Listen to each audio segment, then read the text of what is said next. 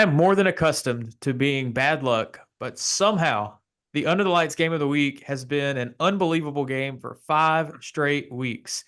All right, everybody, this is the Under the Lights High School Football Podcast presented by SYNLawn. I'm Kyle Parmley, joined by Gary Lloyd. Gary, where is what's the opposite of a voodoo doll? Like, what's the positive version of that? Oh, that's a great question. I don't know. I don't know what it is, but we've got it apparently. No doubt. We're living in it. The game of the week's been great. 5 straight weeks. We'll see if we can keep it going. We do want to tell you about our friends at SYNLawn real quick before we get going. Under the Lights is going to be brought to you all season long by SYNLawn Alabama. They're your go-to for all things artificial turf. Whether you're looking to upgrade your backyard, create a pet-friendly space, or even enhance your golf game with a custom putting green, SYNLawn has the solution for you. With top-notch installations for both residential and commercial use and wholesale turf sales, SYNLawn Alabama is the premier choice for artificial turf in the state. Call 205-590-9549, or you can visit the showroom at 2018 Old Montgomery Highway. SYNLawn, artificial grass, never looked more natural. Gary, the game of the week was great again. I mean, I don't know how much you were able to keep up with the Mountain Brook-Oxford game. Down to the wire, Oxford goes for two late after a touchdown, and they win 29-28. Man, just another great game. And I don't know if you agree with this, but I keep telling people, like, even though Mountain Brook lost this game, I really feel like they come away from this game. Excuse me. I feel like they come away from this game feeling like, okay, like we belong at the top of this region. Like, we're good. Yeah, that's kind of what I was going to ask you since you were there was, you hate to talk about something as, moral victories kind of becomes a cliche, but the way that game was played and how Mountain Brook really stuck in there and just kind of lost it right there at the end. You do wonder what positives you take away from that. Yes, it's a loss. Yes, it's a big region loss, but I think they proved to themselves that I mean I'm on record thinking that Oxford is one of the top three, top four teams in all of 6A, and Mountain Brook, it took Oxford going for two at the end there to win the game. So I think they probably proved to themselves that hey, the way we play a game with this running game works, and it can work against the best teams in 6A.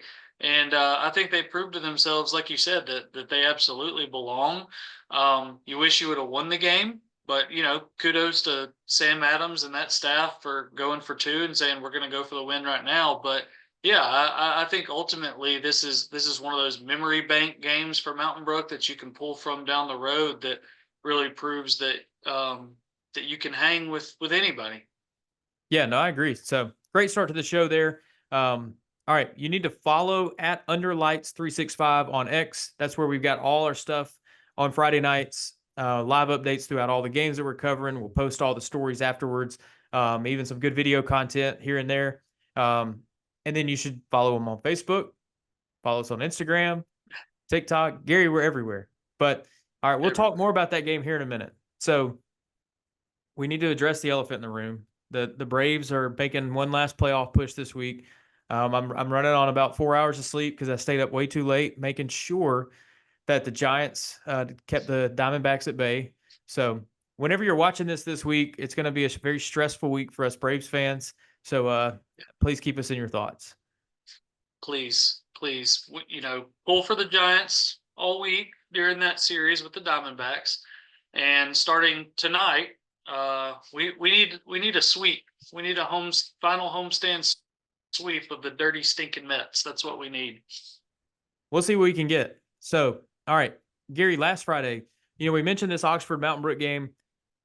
So this was my first time seeing Mountain Brook this year. And, we've talked about, we've seen these passing stats for Mountain Brook or lack thereof. Like we talked with William Galloway about last week.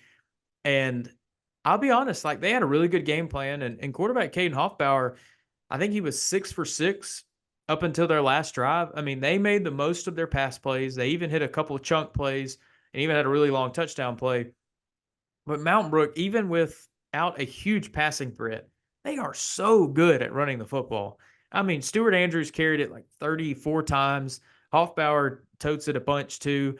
Like those guys, they know what they're signing up for every Friday night, and they just go out and do it, and it's hard to stop. Yeah, I mean, just Mountain Brook has always been so good at execution, right? They're one of the best teams around at fundamentals. That comes from the top down. Obviously, Coach Yeager has been doing it forever, and he's so well respected. And those guys just they buy in, and that that offensive line they do it better than anybody around, and have for a long time. So, do we wish we would see more out of the passing game, or maybe down the road they'll need to, maybe, but they know what they're good at and they really lean into it and they do it well. I mean, all these teams that play them know they're going to run the ball, and then they're still running it successfully. So, um, just a really great game plan every week, and just to come up a 2 points short against one of the best teams in 6A, like we mentioned in the open. They probably take a lot from that, even though it is somewhat of a demoralizing loss. But ultimately, you feel like you were right there. To me, it's a marathon, and the whole thing is where we're going to be in November. If we take this opportunity here and we grow from this and we learn and we improve, then we're a much better football team. In in November, you win some, you learn some, and so that's what we're going to do. That's how we're going to take it. Yeah, and look, I mean, Oxford and Clay Chalkville, they got Clay Chalkville coming up soon. That's going to be a tough ask, but I think it just like Mountain Brook feels like they can do what they do against these types of teams and have success doing so. So you hate the loss if you're Mountain Brook, but you feel okay about it moving forward. All right, Gary, let's go through some other games that we saw last Friday night. Hewitt-Trussville gets past Hillcrest 37-16. This game was tied at the half, and Hewitt kind of put the foot on the gas and pulled away late. It really looked like, and I don't know if there's maybe a little hangover after that disappointing Hoover loss, but after halftime, the Huskies said, we're the better team. It's time to act like it.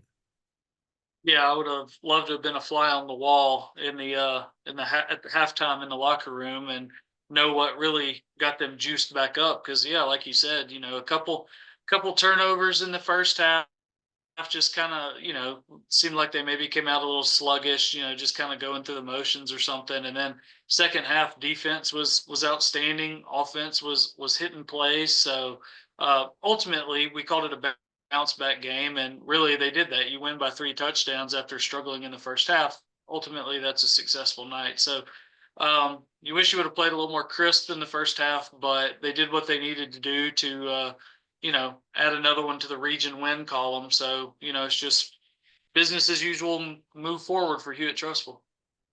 The game you were at, Gary, Hoover thumps Prattville 40-6. Looks like the Bucks are really starting to hit their stride here. Yeah, I think last week I said this would be, what did I say? That this would be kind of a welcome to the region for Prattville. And I said, Yep. I'm not saying it's going to be 45-6. Well, it almost was. 40-6. Prattville scores on like the third play of the game. And that could have been, right off the bat. I was actually standing on Prattville sideline for that first half, and they were juiced, man. And I can only imagine the other side initially was probably in a bit of shock, but they were clearly the better team. We'll just put it that way. Mac Beeson had a huge night. I asked him post game if he had ever thrown 5 touchdowns in the game. He said, nope, this is first time. So he throws 5 touchdown passes. 3 of them go to Jonah Winston, who had just a huge night. I mean, he was, 3 touchdowns. I think it was maybe 4 or 5 catches for like 175 yards. Crazy. And then obviously the defense after that one miscue in the first quarter, they were lights out the rest of the way. And I do want to give a shout out to, let me find his name, Jovan Pulliam. Pulliam. I don't know exactly how to say the last name. Sorry. But he had 2 fumble recoveries for Hoover, and he was in on a lot of plays in the backfield. Just an incredible motor, and that defense as a whole was outstanding. And Coach English after the game talked about how this was as complete a win or as a complete a game as they have had thus far. And I came away feeling like Hoover is probably one of the best teams, certainly in the region, but maybe one of the best teams in Birmingham, but for sure. To say everything I wanted to see is bad, but I am glad we had some completions. We got the ball to our playmakers in space, and that's the name of the game. That's what we try to do offensively. Thought we ran the ball well at times. Offensive line did a good job. Mac did some good things with his feet and his arms, so nice to see for sure. Yeah, no, I would agree with that. I think the last few games I've been really impressed with what I've seen from the Bucks.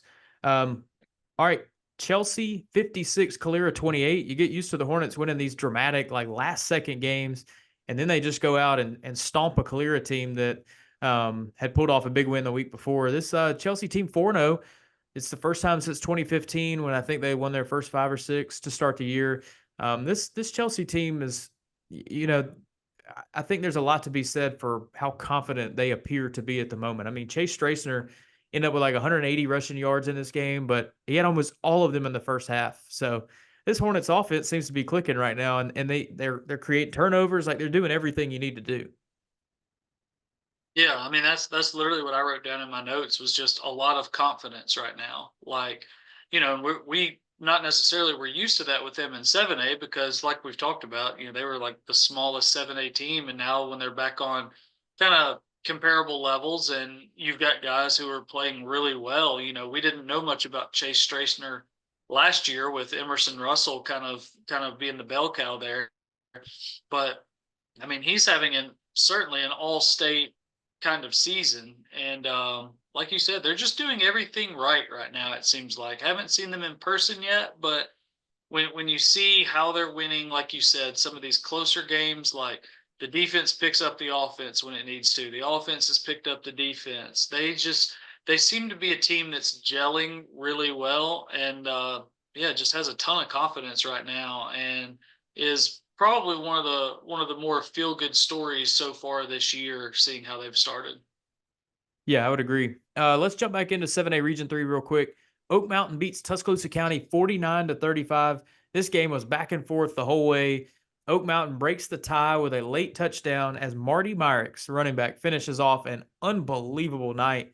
267 on the ground, 5 touchdowns. Yeah. He had the game-winning score, and then Oak Mountain got a pick 6 on T County's very next drive in that final minute to really put it away. This is a good win for the Eagles. Their first region win, and look, those are Oak Mountain and T County are 2 teams that probably are not going to make the playoffs out of Region 3, but for Oak Mountain to just like you see it too, right? The strides that they've made from last year to this year are unbelievable. Yeah, I mean, just leaps and bounds, that jump from year 1 to year 2 under Shane McComb.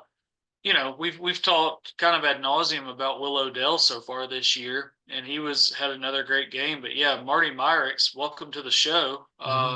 267 yards and 5 touchdowns, and like you said, both of these teams came into this game winless in the region, so it was an incredibly important game if you want to keep that hope alive for maybe a 4th spot in the region, and Oak Mountain did that. I know the competition will only increase for them, but if you're a team that, if you've got a guy like Marty Myrick's and he's going to run the ball like that, and Will Odell, we obviously know what he's capable of, you've got a chance. If your defense can show up and get some stops and create some turnovers, that offense seems more than capable of having a big night. So good win for Oak Mountain.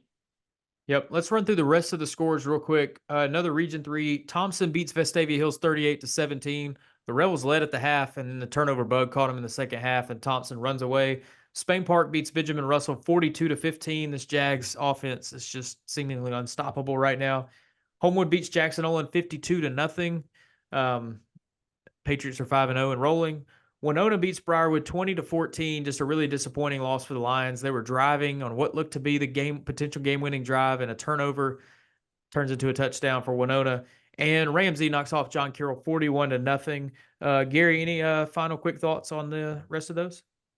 Yeah, I wonder about like that Vestavia Hills Thompson game, how we've talked about over the years, the last like 2-3 years, how Vestavia Hills has given Thompson kind of the toughest games in region, and personnel is different this time, but Vestavia Hills turns it over 5 times. Quarterback Charlie Taff, I think, left the game. William Tonsmeyer leaves the game. And you kind of wonder in a way, like, if these guys don't get hurt, and I mean, it's the what if game, but you don't turn the ball over 5 times. You don't have to go to backups and such. You wonder about maybe what that second half looks like if it's a little bit closer. So there's more of a story there than 38-17. But I think this Vestavia Hills team, when healthy, seems to be pretty good. The show this year brought to you by SYNLawn Alabama. That's all we've got from last week. So let's do a few other things to cap it off. We want to talk to our interview subject of the week, and it is Homewood quarterback Will Myers. Let's check in with him. All right, so glad to be joined today by Homewood High School quarterback Will Myers. Will, thanks for joining us today. Man, we just gotta hear from you. You guys are 5-0. Things are rolling. What's it been like getting off to such a hot start this year? Yes, sir. Yes, sir. I just want to say, first off, thank you for having me on the show. It's really a pleasure. I love both of you guys, and it's going to be great. But, always great to start off with a 5-0 start. It feels good. You always expect to be 5-0, but it's nice when you actually are. And going into Mountain Brook, we got ton of energy, ton of hype, and it's going to be a great game. Where is the confidence level right now for you guys? I mean, you can speak to the offense. So just the offense, like how confident are you guys right now? Oh yeah, our confidence is definitely through the roof. We have experience on offense and defensive side of the ball, and we feel like we know what it takes to win. Our coaches know what it takes to win, so no reason not to have confidence. Yeah, absolutely. How much did you guys build, or do you feel like this has kind of been continuing from the end of last year? Last year was a rough start to the year. You guys are really trying to figure out, what to do. I mean, there's so many new guys, Right. but by the end of the year, you were playing as well as anybody. Does this kind of feel like it's just a continuation of where you left off last year? Oh, without a doubt. Last year we started off the year 0-3, like you were talking about, but we really didn't have any experience last year at the start of the year, so it was tough those first few games. But then, winning 5 in a row like we did, that obviously built a lot of confidence for our whole team, and we have most of that whole team back from last year. So the way we finished the season, we knew we were going to start the way we finished. We knew we were going to start it this year, and so we knew that we had the guys, and we knew we had what it takes this year. So it's just been great so far. What is for you, like some of these guys that are on offense with you, Evan in the backfield, Caleb and Kylan, Tamon, like all these guys, like what is the chemistry like among you guys? Have y'all played with each other a long time, like even growing up, or Right. what? Right. Yeah. I mean, they all make my job easy. We're all friends off the field too. Like you see us making plays on the field and being happy with each other on the field, but that doesn't stop off the field. It's the same way. Like last week before Woodline, I had everybody over at my house. We just watched Thursday night football, had some pizza, just hang out, and like that's not just because of the team. Like that's because we're buddies too, and I'll bring them with me when I go throw with my quarterback coach when like I don't really need a receiver, but I just want to spend time with them. We'll get Chick-fil-A afterwards.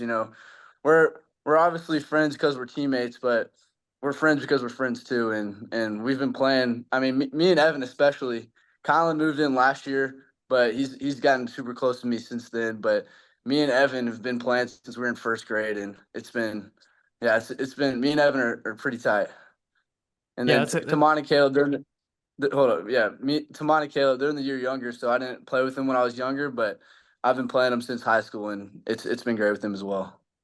Yeah, you mentioned Thursday night football. You got an NFL team or a couple guys that are your favorites?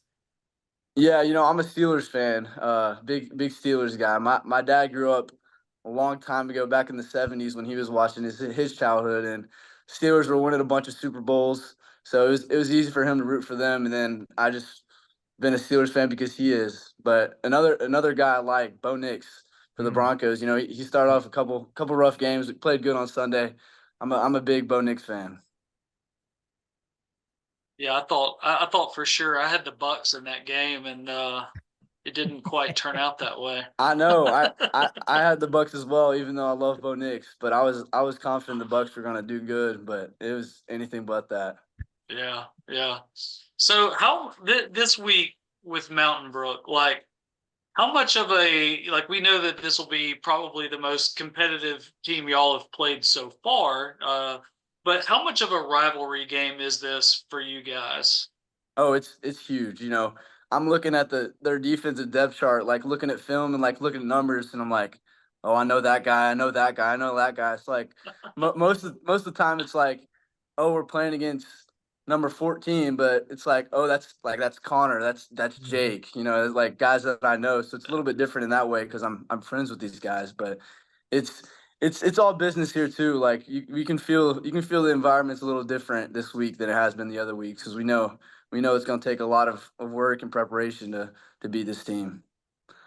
Take me into the mind of a guy like you that's a dual threat guy. I mean, you've obviously you can pile up stats passing the ball, but you've run a lot as well. So, are there a lot of things that is built into your system that like, hey, you run this, you throw this play, like whatever, or is it a lot like put on your shoulders to read what's going on and make decisions? Right. You know, I mean, we've talked about our receivers and our running backs so far, but I mean, it's nice having them on their team because, like, I really don't have to rely on my legs. Like, on some cases, you have teams where the quarterback has to do it all. Like, he has to run, he has to throw. But for our team, I mean, I can not run one single time the whole game, and we can win easily because I can just hand it off to Evan. Evan can go make plays, or I can throw it to Kylan, throw it to Tamon, throw it to Caleb, throw it to any of these guys, and they'll go and make plays. But we definitely have a part of it where, like, okay, none of them are open, like, go make a play, right? And that's obviously implied with our offense, but it's just nice being able to know that I really don't have to do more than my job. So it's good. Yeah. What's your relationship like with Larkin Williams? Markham Williams, that is a guy right there. You know, I grew up watching him, and I was a big fan of him. Like back when he didn't know me very well, so I was a little kid, and I would look up to Larkin, and I mean he was a great high school football player. Mhm. And now I even worked with him like before he was here. Like when I was younger and he was in high school, I would go and he would take me through some training sessions. But man, now that he's here, he's the good cop to Coach Brenner's bad cop. You know, sometimes Coach Brenner get on to me, and Larkin will make me feel better. But you know, Larkin, I love Larkin. He's such a great dude, and he brings excitement to our team. He just brings something else, and it's nice. He's a great dude. It's cool. How good your O line this year? You know, they're doing really good. You know, we've had a couple hiccups early in the season, but every single week you can tell the development and how much better they're all getting. But it's going to be exciting to see how they go, like going on, because we got some better teams coming up. But I know they're up for the task, and they're doing really good. And you know, we got 6 or 7 guys that can play too. So it's not like we just have the 5 that are good. Like we have one guy out right now, and it's like there's no like slowing down. Like we're still good even if we have a couple guys out. I want to ask you one thing that's kind of random and off the wall. All right. Kyle knows I like to ask the off the wall stuff. I know you don't get to see him at halftime because y'all are in the locker room, but Jack Mitchell, Yeah. the drummer in the gyroscope, have you gotten to see that like when they I, practice or in a video or anything? so we're fortunate enough before the season that we get to see the whole halftime performance. So like before they go out there on Friday nights, we get to see it. And so that was a Yeah. part of what we saw. But man, and I've seen it on social media and stuff too. But I mean, that's really the coolest thing. And it's cool because me and Jack, I mean, we're family friends too. So it's cool like him being that guy. And he's so cool too. And it's just our band is amazing. And that's a really cool thing. I'm glad they added that this year. Would you get in that gyroscope? I would get in it, but I might not be able to play the drums the way you can. But no, it's good stuff. Good stuff. All right. Well, the Homewood Patriots on the road this week, heading to Mountain Brook for a non-region game, but a rivalry game all the same. A lot of these guys know each other, have known each other for a long time. Will Myers, thanks for joining the show. We appreciate the time, and I'll see you out there on Friday night. Yes, sir. Thank you. Excited to see you as well. Big thanks to Will for coming on and joining us. That Homewood offense has been great so far. We'll see if they can sustain that throughout the second half of the year. And that leads us, Gary, into the top performers segment.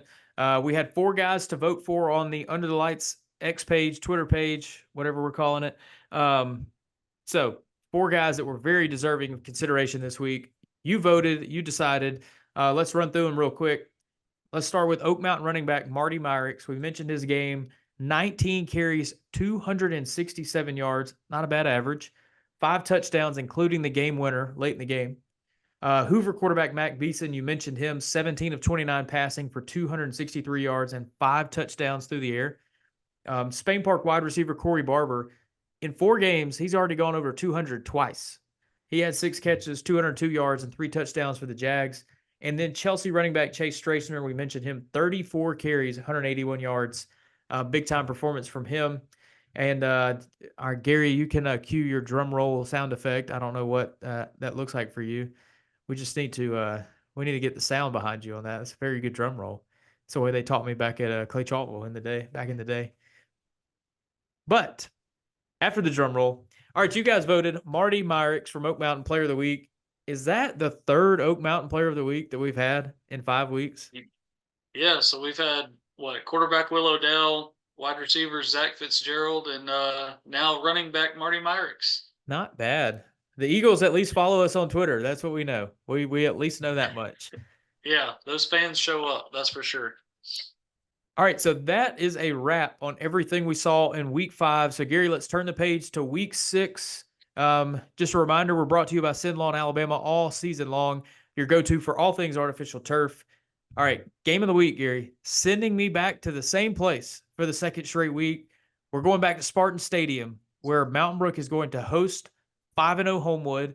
These teams have been region foes quite a bit throughout the years, obviously, but they're not anymore. This is a non-region week, but this is a fun little local rivalry game against 2, I would consider them both like bottom half of the top 10 teams in Class 6A.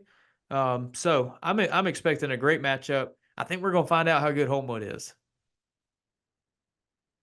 Yeah, that's exactly what I want to see from this one is, Homewood hasn't necessarily been tested yet, and I mean they've thumped everybody that they've needed to thump. So they've proven that, but yeah, this is a different animal going to Spartan Stadium and the way Mountain Brook plays. Like, will they be able to run the ball like they have been and keep it away from Homewood, which has been obviously incredibly explosive all year with quarterback Will Myers, who we just talked to, and Evan Osmer can run the ball really well, and then those guys on the outside, Kylan Newell, Caleb Carson, they've been unbelievable on offense and pretty good on defense. So I think that's what I'm looking forward to the most from your game is I think we're learning what Mountain Brook is, and maybe it's a little bit surprising because they've got so many new faces and that kind of thing.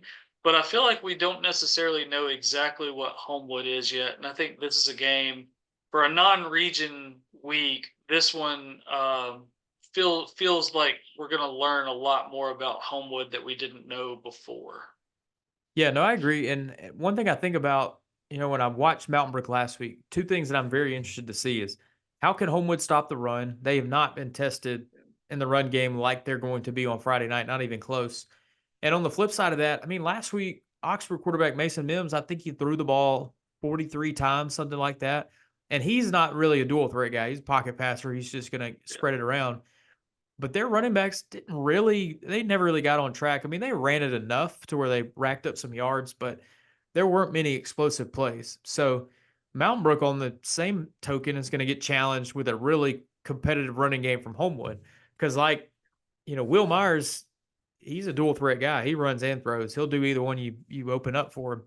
And then Evan Osmer's proven to be a really good running back. And then you mentioned all these receivers. I throw Tamon Felton into the mix. Like, they've got guys.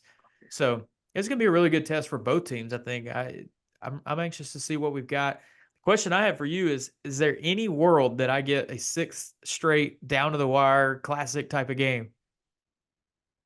Oh, I hope so. Like, I don't know. Like, every week we're waiting on that luck to kind of run out. Yep. And then back-to-back weeks we've gotten, like, going for 2 at the end to win the game. Like, 2 in a row. I don't know. Yeah. Like, yeah, I mean, like, odds would kind of say that, oh, this one will be like a 10, 12-point game or something like that. And then I'll look at my phone at 9 o'clock as my game is ending, and you're going to be like, this team is lining up to go for 2 in the win. And then I'll be like, oh my gosh, it's happening again. So, implementing this game of the week this year has been awesome for us and incredibly stressful for the fans involved in the game that you go to.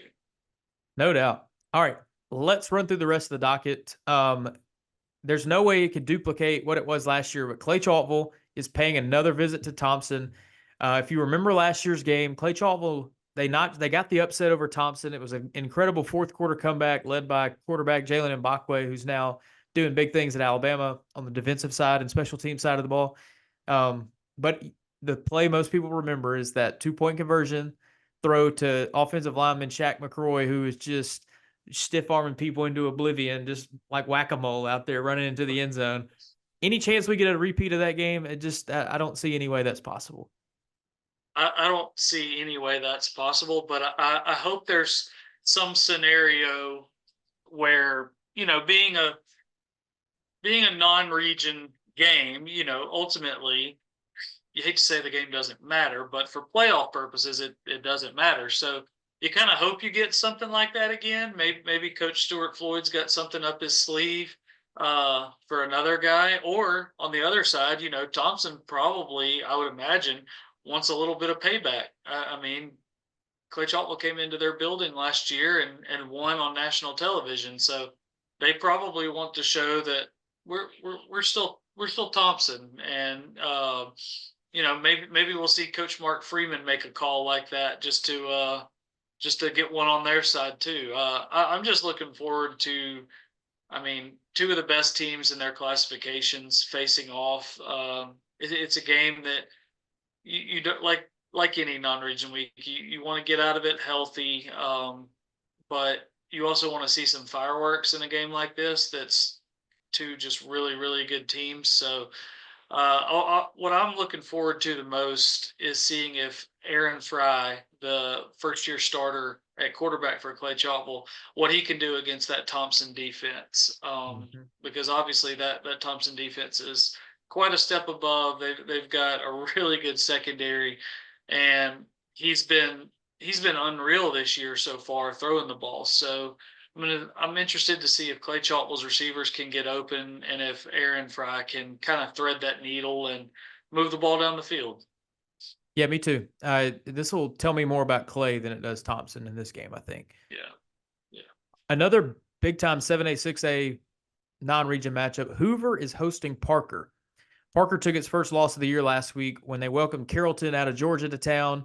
Carrollton won by a few touchdowns. Parker competed well in the game. That's one of the best teams in the region, if not the country. So that's not a knock on Parker at all, them losing that game. But like we mentioned earlier in the show, Hoover looking like one of the best teams in the state right now. So I'd really like to see how this game goes too.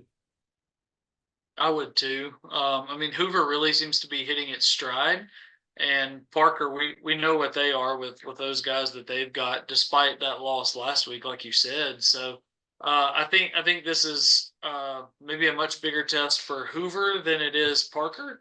But like I said before, you just kind of want to get out of the game healthy, be competitive, learn some things about yourself and move on.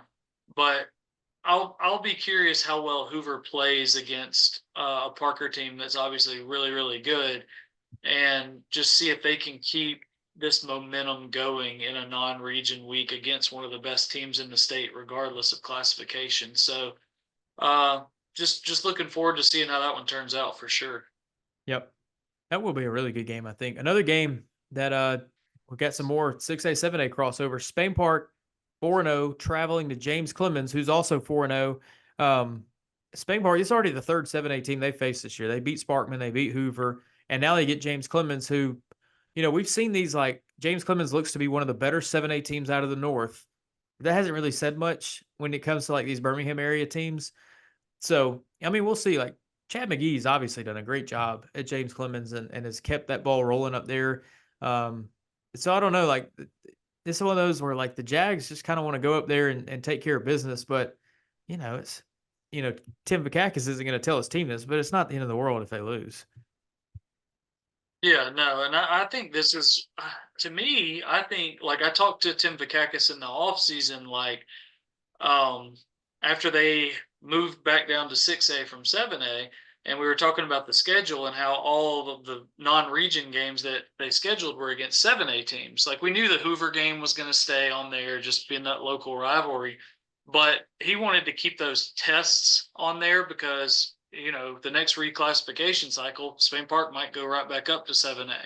So in a way, I feel like this is like a playoff caliber type of test. Like I know they're in different classifications, but you're going to a 4-0 James Clemens team on the road, a place, that you're not accustomed to playing. I think they're going to want to go up there and compete and really try to come home with this one and kind of see where they're at, in terms of road games against uncommon opponents. You know what I mean? So I think this is a very sneaky good game, I think. I'm 100% with you. I think it could be a really good game as well. Just a random note, it's the first time these two teams have met when it wasn't a playoff game. So that's kind of interesting. But, Yeah. All right, Briarwood, 0-5, hosting Leeds, who's 5-0, one of the best teams in 5A.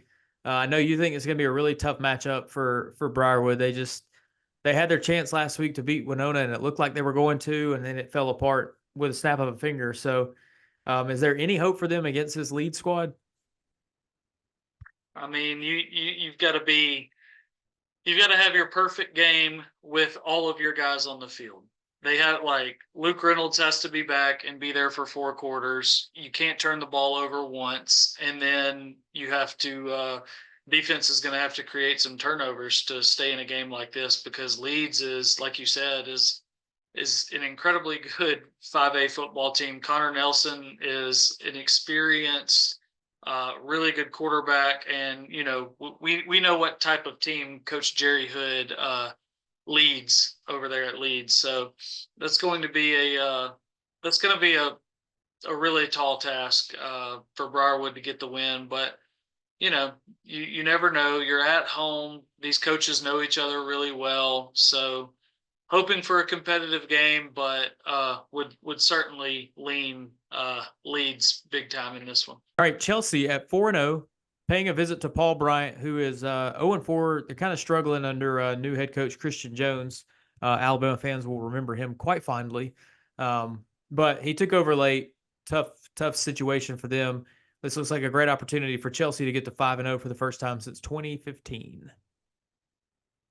Yeah, I think this is a game where you run the ball. Chase Strasner does his thing. Miller Bauman does his thing at quarterback, and any road game in an unfamiliar place is just going to have its tough deals about it. But I mean, Chelsea seems to be kind of head and shoulders above Paul Bryant right now, so this should be a go down there, take care of business, and come back 5-0. I mean, who would have thought? But just a great start for Chelsea. Can't say enough about them. And don't look past this game. Just go down there and take care of business.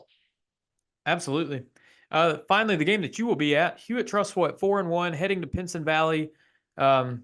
This has been a game that would be intriguing in years past, but it doesn't appear so now. I mean, Pinson's kind of fallen off a little bit in recent years, but Hewitt, they need to get out there, take care of business, get some guys in the second half, and get that little. I don't even. Would you call this a rivalry? I mean, it is two, very familiar people, foes with each other.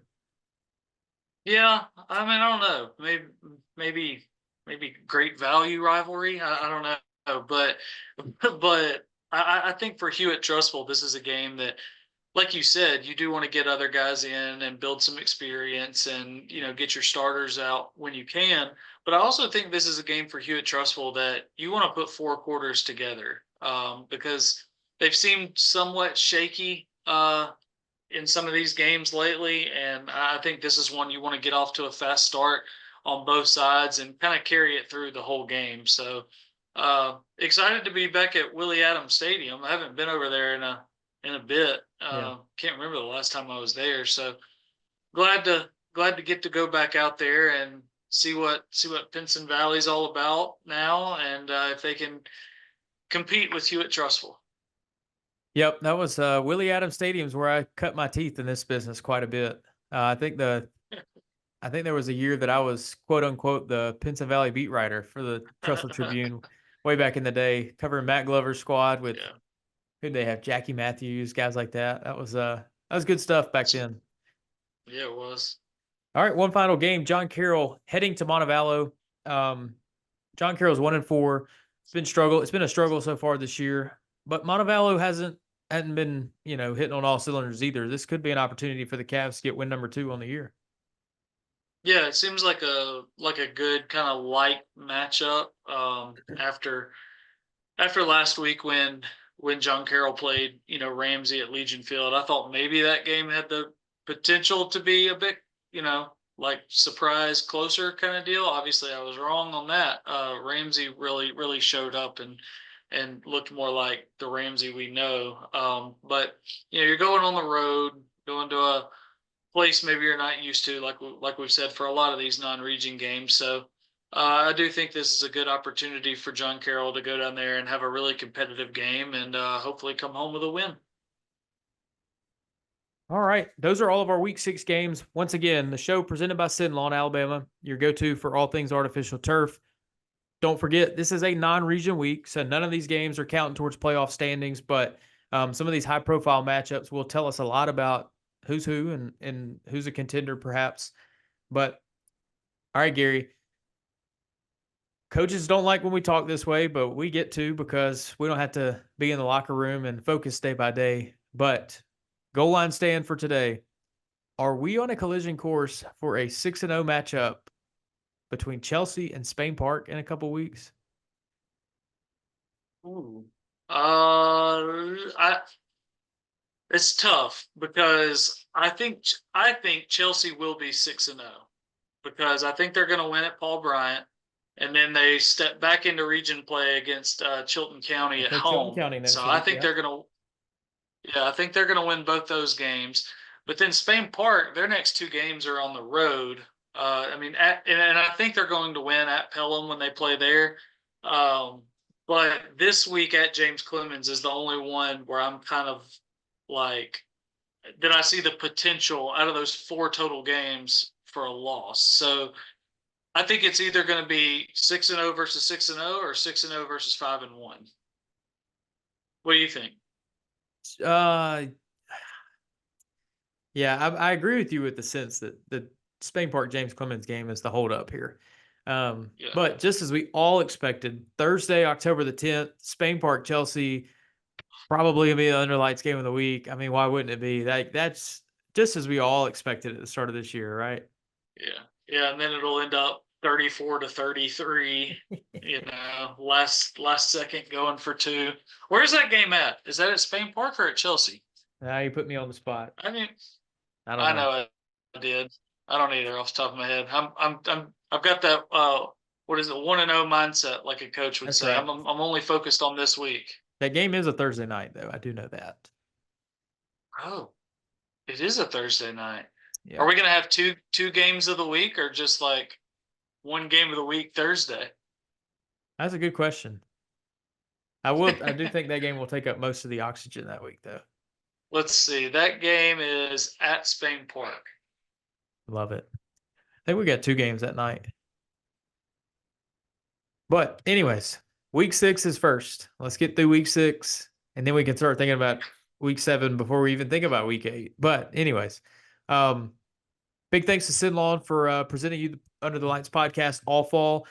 You need to be following us on X. That's where you vote for the player of the week. That's where you see all the scores on Friday nights. That's where you get all the game story recaps. Facebook, find us there as well. And then Instagram, all kinds of great stuff that our team is putting out throughout the week. Photos, videos, really cool content. I see a lot of band cheer. I see all kinds of just people that are at the football games on Friday nights. There is a place that you're getting spotlighted on our channels throughout the year. So stay tuned to all those. Give us a follow. I'm at Kyle Parmley on Twitter. Gary's at Gary A. Lloyd. I don't know when I'll convert to actually calling it X. It just doesn't feel natural yet. I'm trying slowly, just kind of filtering it in there. It's about half and half. But that does it for this week's show. We really thank you guys for listening, for the support, for giving us a kind word at a football game when you see us. So that's all we got for this week. We will see you later this week from our game, and then we'll talk about them all again next week.